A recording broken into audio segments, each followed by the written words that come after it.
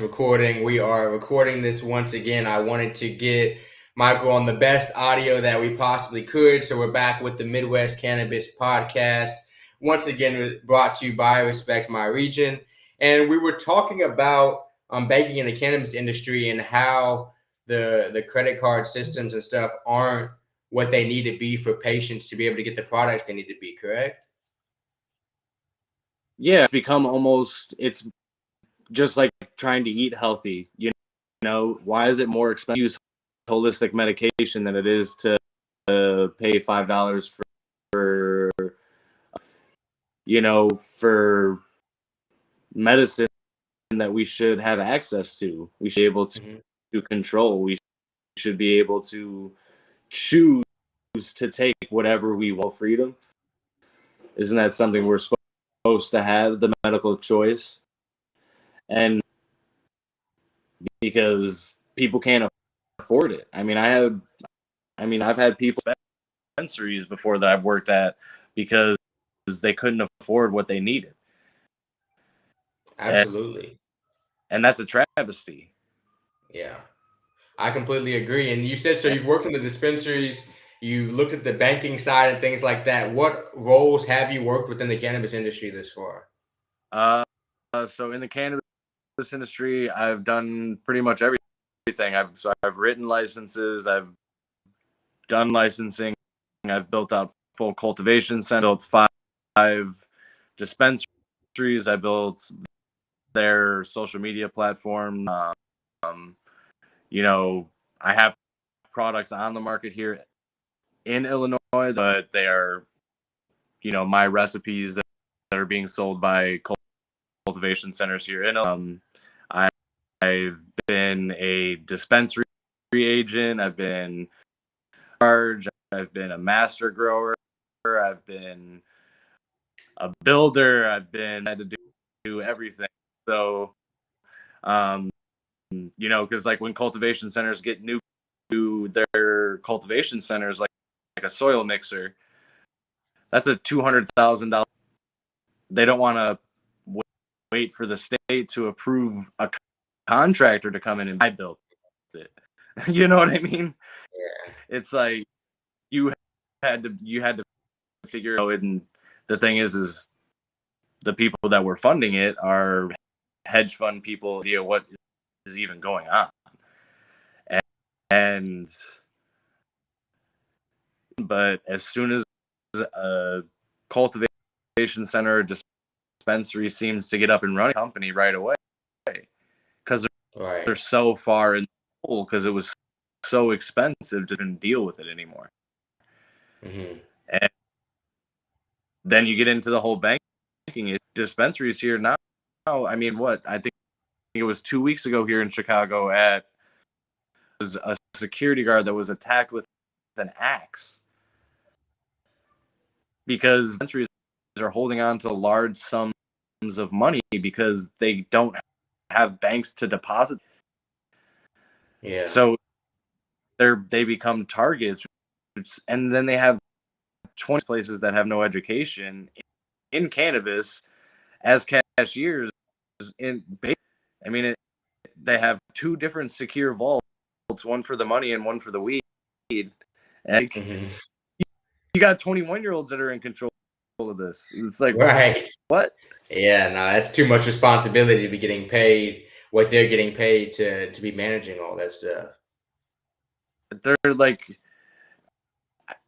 there's nobody in a doctor's office desk, or if they're in the back drawing blood, or if they're the doctor themselves that is $60,000 salary with full benefits. You know what I mean? Cannabis is healthcare. Why is it not treated the same way? Yeah, and the thing is, I've been on both sides. I've seen the profit margins, and they can afford to. So it's like, it's the people that got into the industry at this point. They got in it because they saw green. And when I first got into the industry, it was all about education. Everybody was trying to learn. Yeah. Within 2 years of being in the recreational, it all started to shift. How can we increase? We get multi sales. We were getting bonuses for selling more. This isn't a product game here. We're supposed to be patient consultants. Like if you want a bud tender, go to a bar and to me, you're going to a bar and you're picking a drink out yourself. Nobody's really recommending anything. Right. It's down with you, and they're like, okay, tell me your symptoms. What are you going through? What is this? There should be no patient that goes in there that's in there for less than a half an hour if it's their first time. Like when you go to a doctor's office, you don't go there for the first time and they got you out in 5 minutes. Right. Right. Oh, that's not how it works. And it's like now being outside the industry, so I've been outside of cannabis, legal cannabis since fortunately legal. So I left in April of 2020. Okay. And basically I went back into banking for a little bit.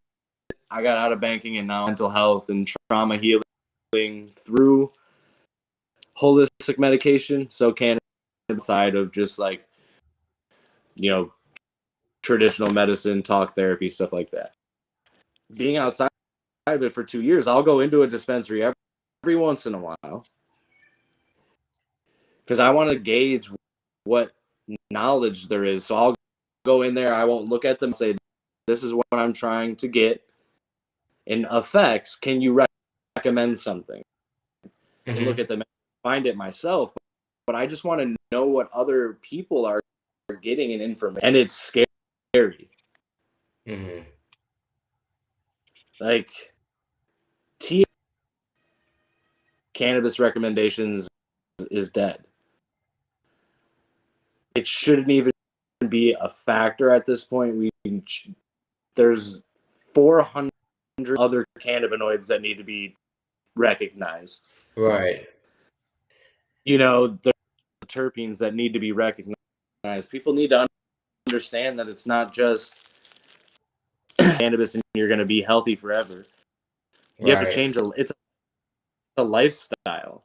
You have to live healthier. You have to think healthier. Like it's not.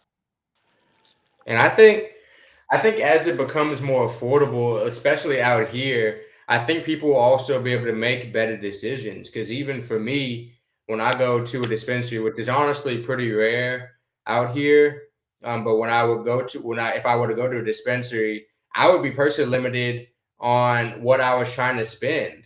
Like if I wasn't trying to spend 95 for an eighth, then I would have to be forced to perhaps buy lower quality bud or whatever I can even get my hands on just because it's what I can afford. So I feel like people can't make as good of decisions about the bud they're buying when they can't even afford most of the options that are up there. And that's not really because people have no money. It's really just because they're unfairly priced and you can find equally good bud if you're just looking for a decent price on the streets as well.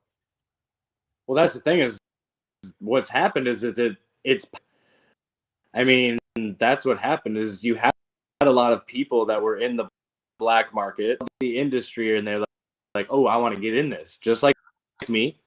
You know, I was underground before I got into the industry. And you know, I get into the industry and it's all like carte blanche, letting me do whatever I want. But as soon as they see the money, that my decisions didn't matter. What could they do to make it cheaper for increasing the cost to the patient? So they're trying to get money back.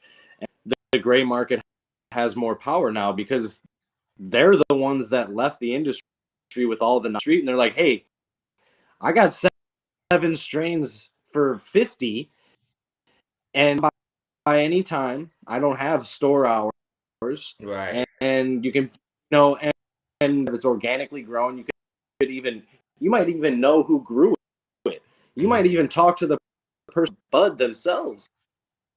Whereas like in a dispensary, everything they receive is everything that they receive. They can't even smell, taste, look at you unless they're a patient and they can buy it and afford it themselves as a dispensary, or if they're lucky enough to get a sample of it. Like, I recommend something if you've never tried it yourself, and or for their agents to do that. Mm-hmm. What do you? Because how are they spend that $95? Yeah. Right. Like, it's because it's definitely what I tell people all the time is like it's definitely not just normal market trends that decide what the price through supply and demand of most things are. Because supply and demand does not apply to weed yet until I think there's more players and there's more I guess, quote unquote, fairness in the market, then it won't get to that like equilibrium price where it should be based off of how much people want it and how much there is available in terms of just supply and demand. So right now, the price is just based off of a few companies controlling the market and setting the price at that level. Plus, they're then just adding the taxes on top of that. Price fixing at this point, they won't let craft growers even get, and the craft grower is what is going to offset that equilibrium. First craft grow up and operational and selling into dispensaries to shake the industry, because, and that's why they're being frozen, because the thing is these small craft grows that are only going to have 5,000 of grow space, they can only use 5,000 flowering space. So that limits them. They're going to be able to grow at a tenth of a rate facility that's going right now, right? Mm-hmm. So, but they're going to be able to $5 an eighth all day, right? Because their overhead is lower, because they know what they're to use as many chemicals, because they're not having to offset things that they don't know what they're doing. To end up being able to undercut all of those big companies. So that's why it's been frozen. And they wait, and they haven't gotten their licenses yet. And why people have turned back to the gray market here in Illinois. And yeah, absolutely. And it will continue to go that way. I mean, because that's the thing, is like even the dispensary here in Illinois is in the gray market, because they're not even buying it from the dispensary because they can't afford it. $15 an hour. You think they can afford a $95 eighth? That's a whole day of work.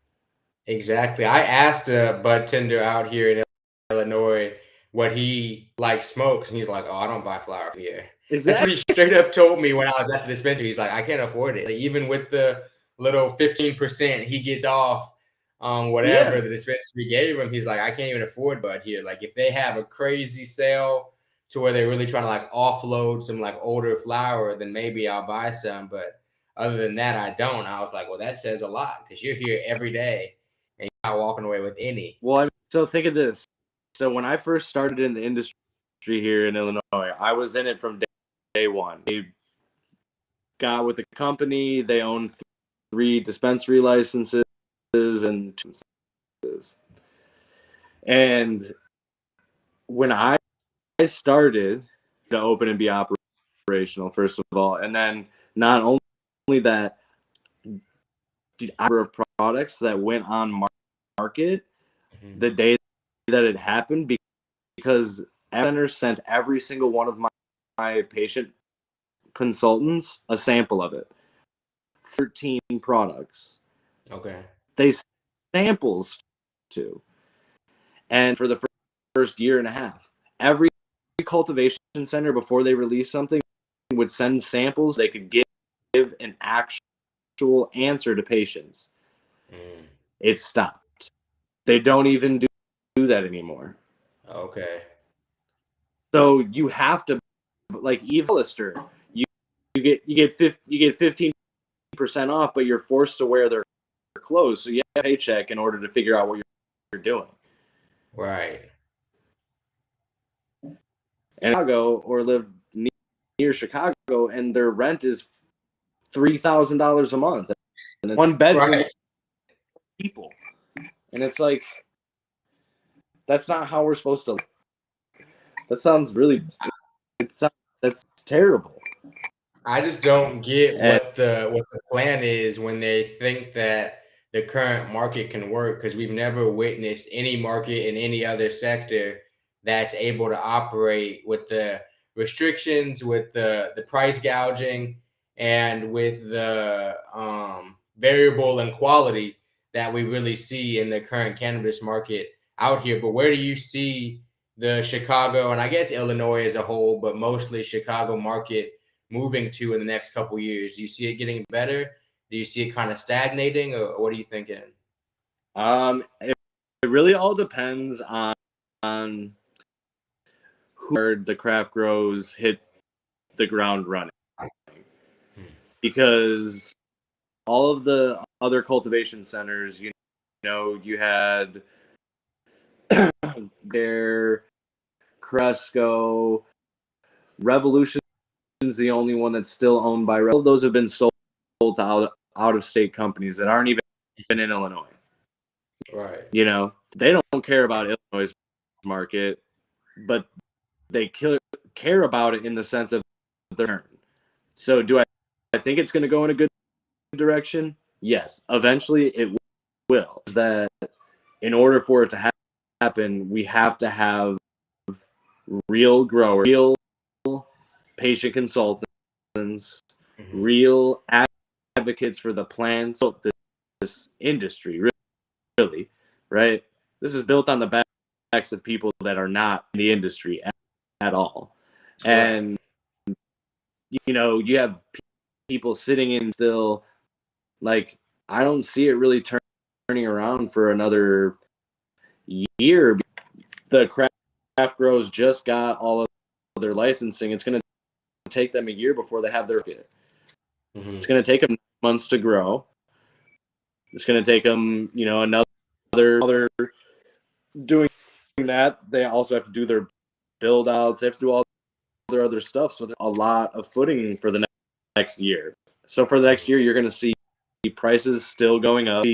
See products that are of no medicinal use. Like today, and I saw fire whiskey gummies. And I was repeat that one more time. I walked into a dispensary the other day here in Illinois. They have gummies for sale. Okay. Like, tell me the medicinal. Yeah, I have no idea. Like, you know, it's kitschy stuff. You know, you got Mike Tyson out here now. You got cookies out here now. People look at a bag and a logo, and it's like they need to stop thinking of the market. People are really good at marketing in this industry. And like, how many people, and Berner himself as an example, because he's the biggest marketer, ploy, you know, manipulate the marketing area in the cannabis industry. He literally went to court the Girl Scout cookies. Okay. So that he could own this. That is a trademarked word. Nobody else can write cookies in blue. He owns it. Wow.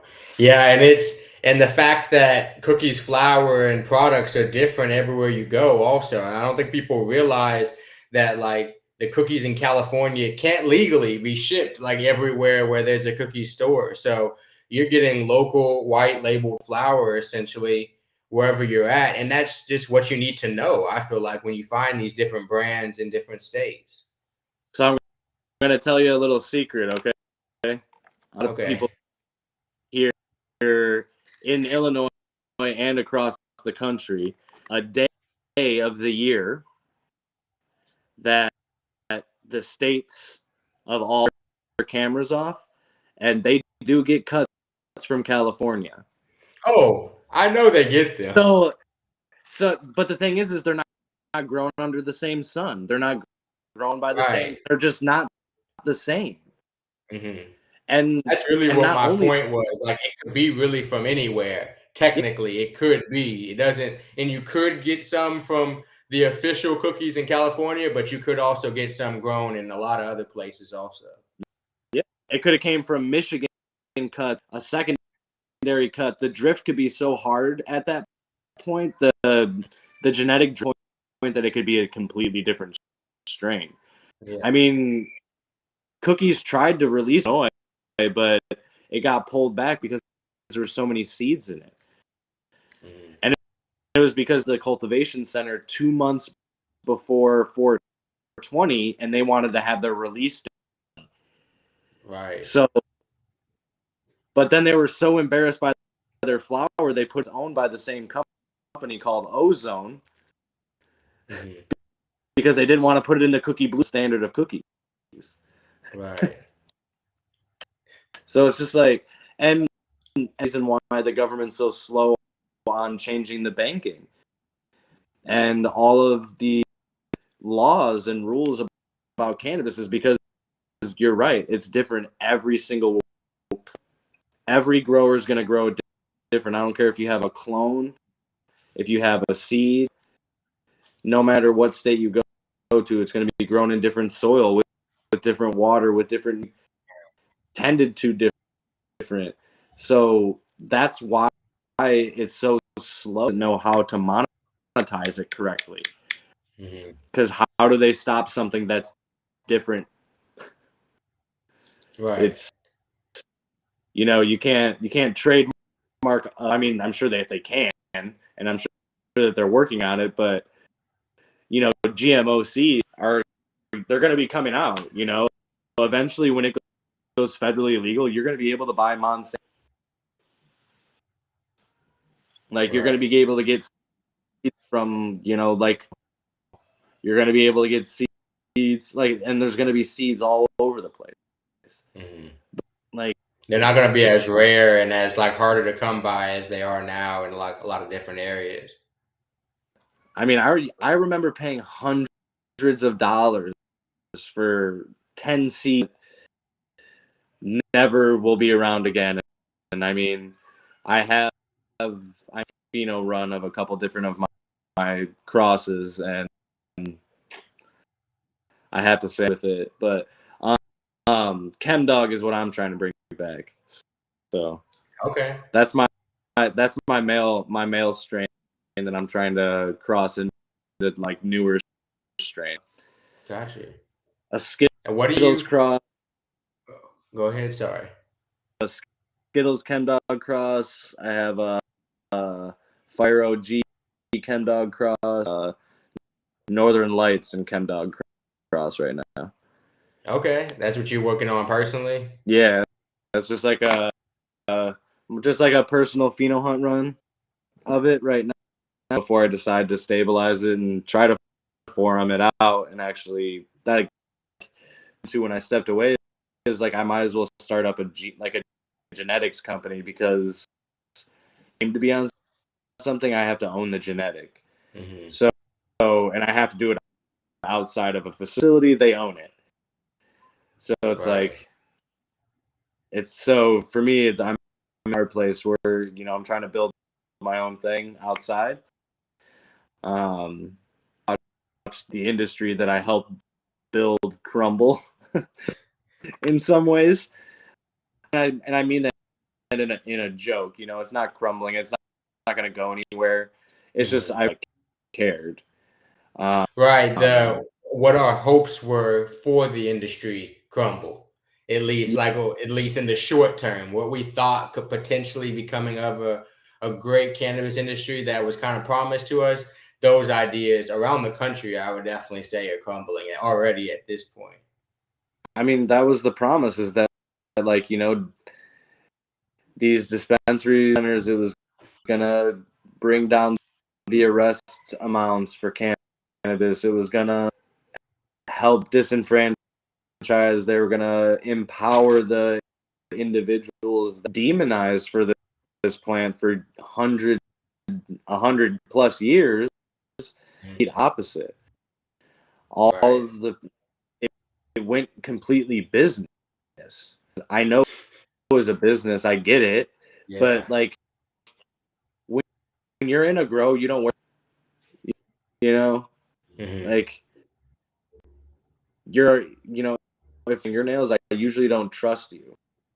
Like if you're in a grow and you don't have dirt under your fingernail, anything today. You're right. And it's like you can compare it a lot to like the car industry. So Ford is actually the inventor.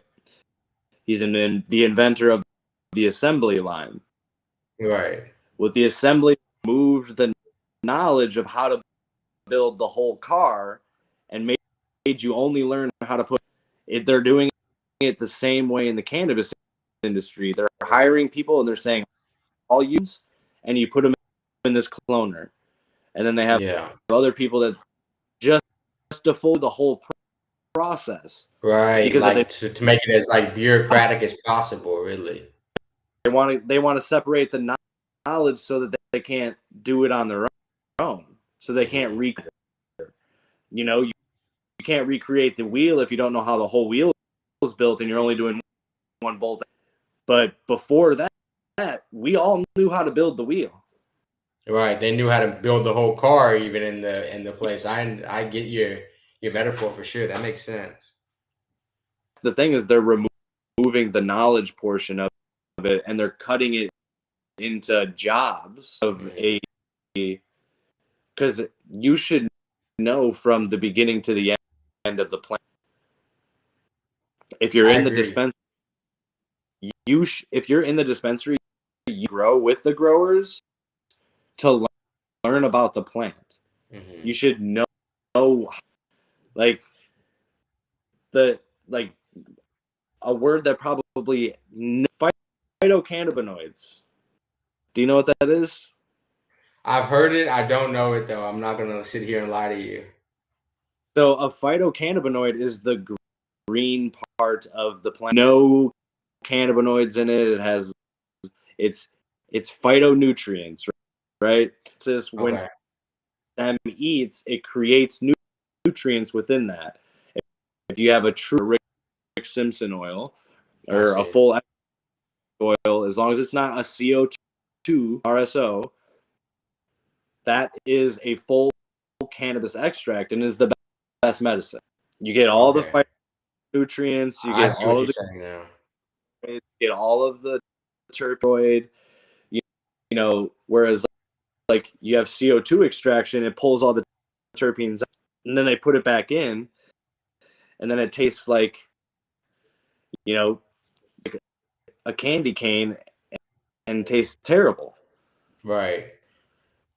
And for certain states, they might have to do that just to stay within like the legal premise that they're put within. I know a lot of them have a lot of the extraction methods are because they have to keep it at certain levels and certain THC levels, and there's just a whole bunch of different regulations that force some of these companies. And then a lot of it's pricing. A lot of them will do it just because it's what the cheaper option is for their bottom line. Not only that, but like a CO2 extraction can be used 15 ways. A cartridge, a capsule, it can be used in, an RSO, used in edibles and all that stuff. But a true RSO can't be used in anything for that purpose. Got it. Because an alcohol derived, technically Simpson oil is not technically legal to be made anymore because he used a special license to get. But butane extractions, stuff like that. That's like the old school method. But what I'm waiting for and what I think is going to break this industry is the craft. And until they're running, because I hope they're going to hire real growers. Yeah. And like people that have been in the industry, they have the knowledge and hopefully they want to create their own stuff. That's the hope will happen. Now, if it doesn't, that's okay. But that saved. I mean, look at Michigan. That's how Michigan got saved, is that they have so many grows and small grows that offset the big market, that and they're fine. Yeah, Michigan seems to be doing it better than any of the other markets that I've really witnessed in terms of the ability for a normal business person to be able to enter and be able to turn a profit, run a business, and put out quality and for a good price. Michigan is the prototypical market for that. So, what are your plans as like personally with your business ventures as the market expands and as we close out our conversation? What are your plans coming up here over the next, I guess, year to 2 years as you kind of navigate this market as well? So it's funny that you use navigate, but over the next and my hopes is to garner sponsorship through like TikTok, individuals such as yourself. I want to build a buzz like that, of that sort, and I want to take it from New York to every single legal state, how they function from state to state. I want to talk to dispensary agents, owners, cultivation owners. I want to go legal state in this country and really see how it is, how it feel, how the people selling it feel, and like I want to over the last 3 months I've been building my in that pathway, starting to garner a little bit of movement. Places, gone to Tennessee, Florida, Texas, and stopped a bunch of different states. I want to do it in a more planned manner. So over the next 3 to 6 months, I'm coming up with the country to all of the legal states. Oh, nice. I've only been to a few myself. I shot an episode actually kind of chronicling the beginning of the Oklahoma market when I was living in Texas. I went out to Oklahoma, went to a concert and cannabis event out there. So I'm definitely interested in the same way that you're talking about, of seeing how it is in these different pockets of the country. And I got to go to New York a few months ago, and their current market's pretty crazy, and how it's like legalized but not controlled at all. But I got to go to a smoking lounge out there and stuff, and it's pretty cool out in New York right now.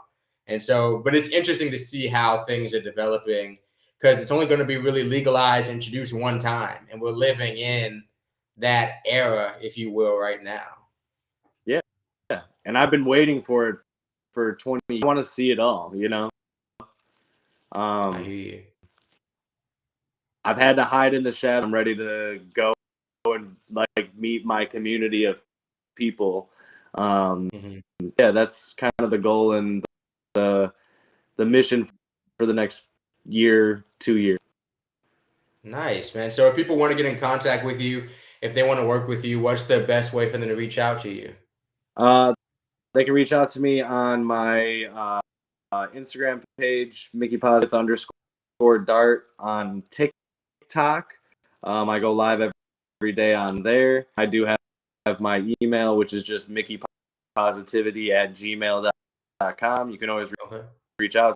But yeah, I am starting to get the plans together for this trip. I am going to build it out, film the whole thing, do all that stuff, and adventure. So I mean, Michael, definitely I'll have to stay tuned in. That definitely sounds like a cool adventure you're about to go on. And I appreciate you joining us for the Midwest Cannabis Podcast, man.